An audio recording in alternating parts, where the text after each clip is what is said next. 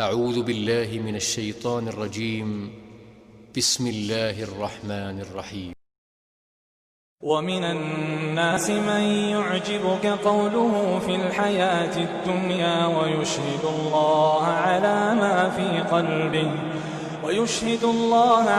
ما في قلبه وهو ألد الخصام وإذا تولى سعى في الأرض ليفسد فيها ويهلك الحرث والنسل والله لا يحب الفساد.